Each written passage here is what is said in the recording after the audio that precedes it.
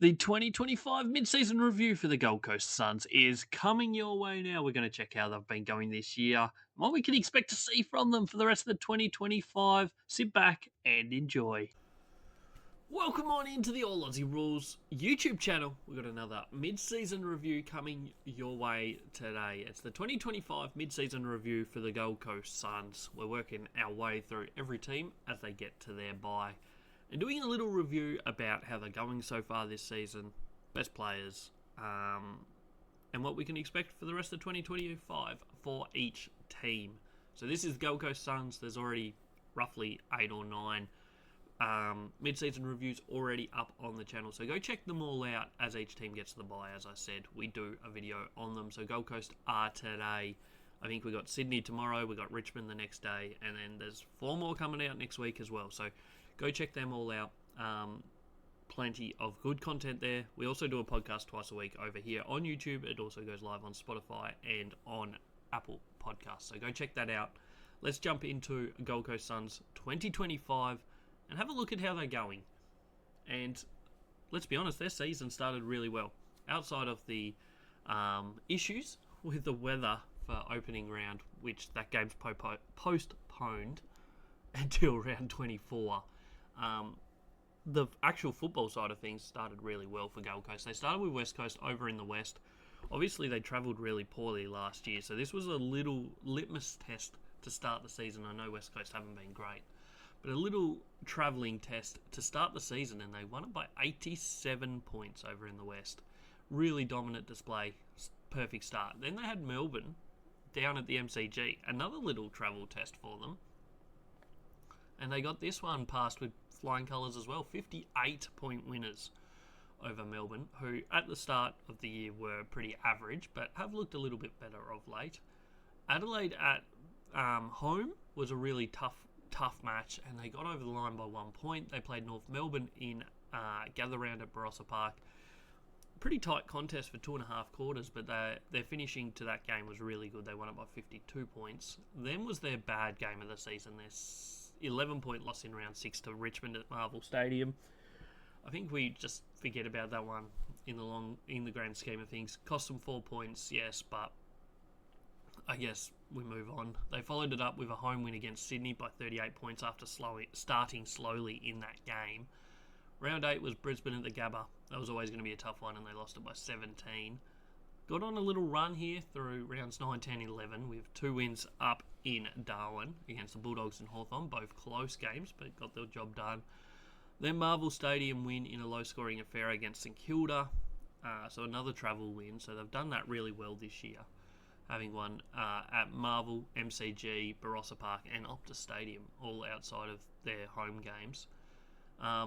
But their last 2 weeks, there's been a little bit of a falter, but I don't think it's anything too much to be concerned with. Round 12 lost at home to Fremantle by 11 points. And then round 13 lost down at the Cattery, which obviously is a complete forgive 24-point loss. That's always a tough matchup for any team to go down to Geelong and beat them. So they've played 12 games this year, obviously one less than they would have with that postponed game.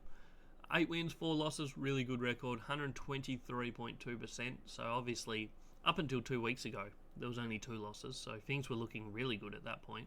Ladder, 5th on the ladder, record against the top 8, they're 2 and 3. So not great record against top 8 teams at the moment. Obviously, those 2 losses are Brisbane and Geelong. No, 3 losses, sorry. Brisbane, Fremantle and Geelong.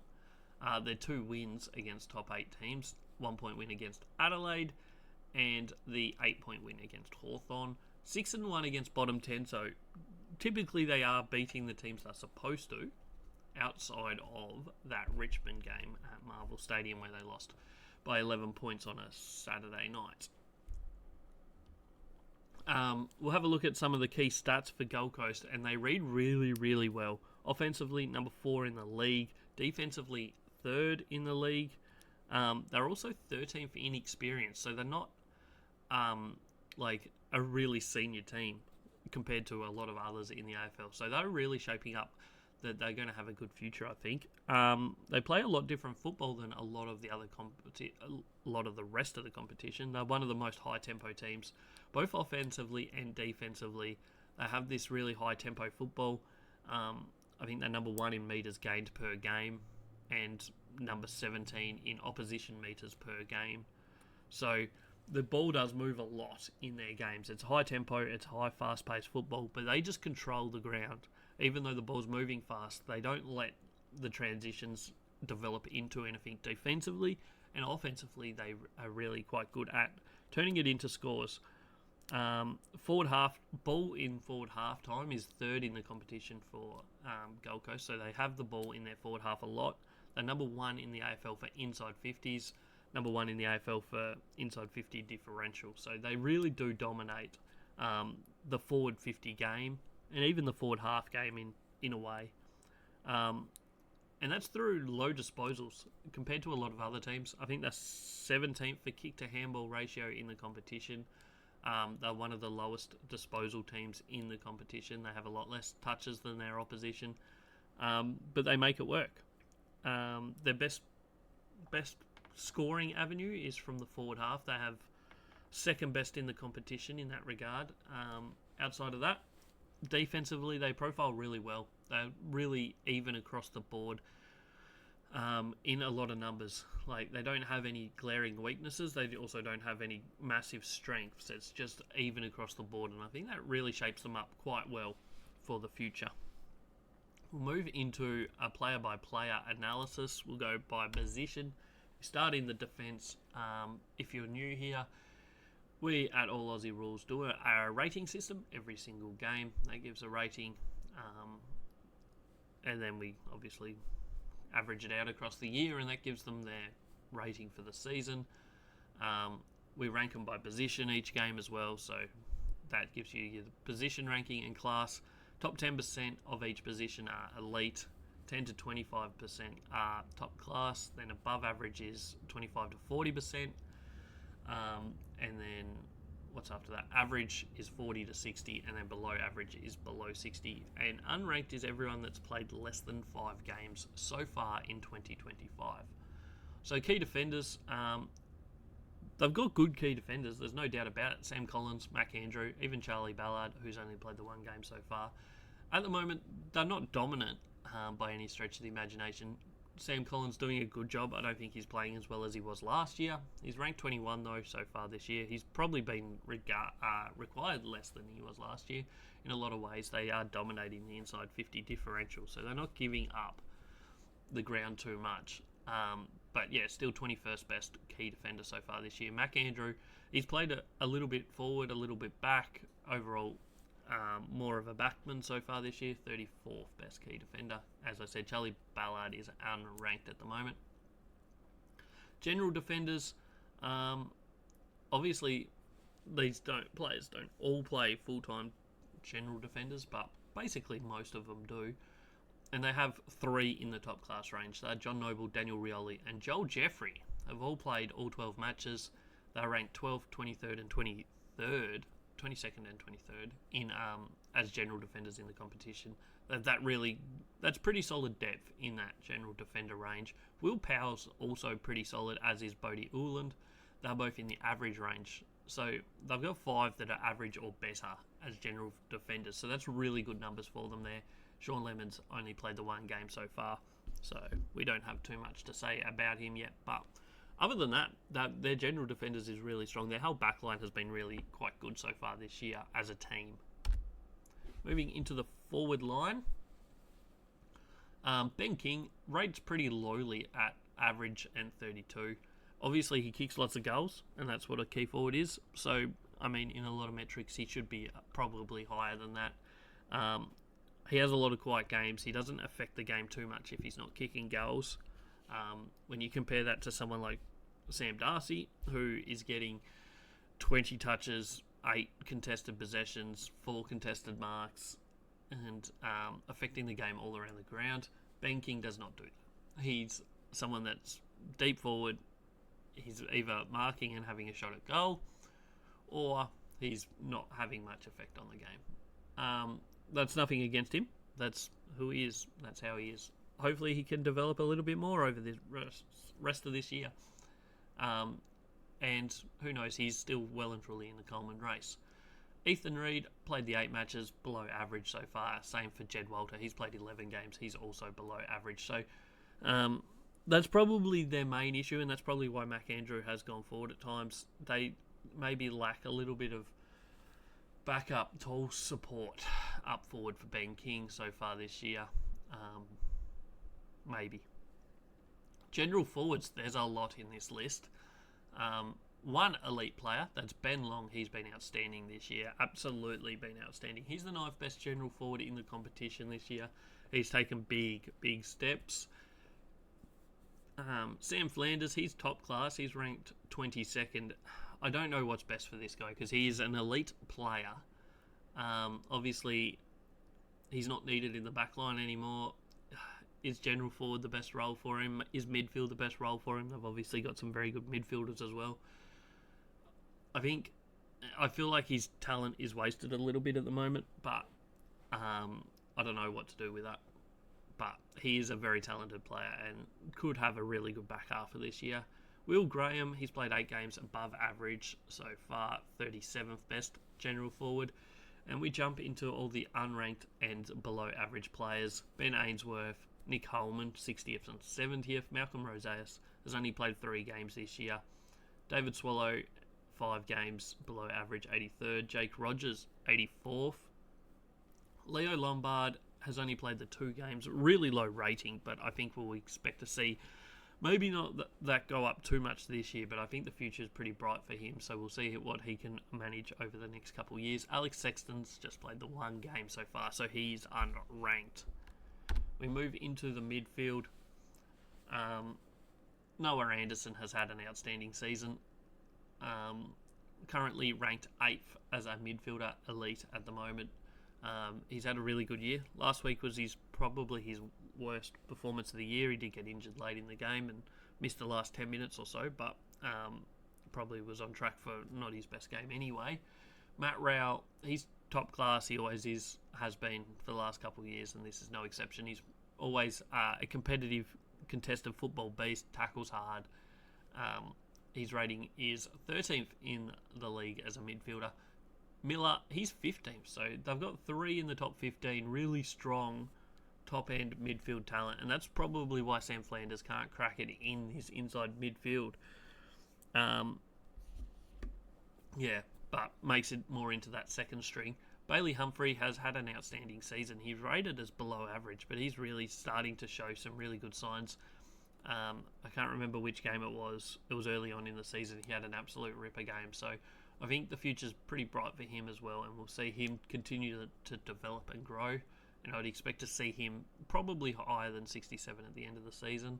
Outside mids, Braden Fiorini has only played the 5 games, but he's been top class in those games so far. He's looking good as an outside mid for them.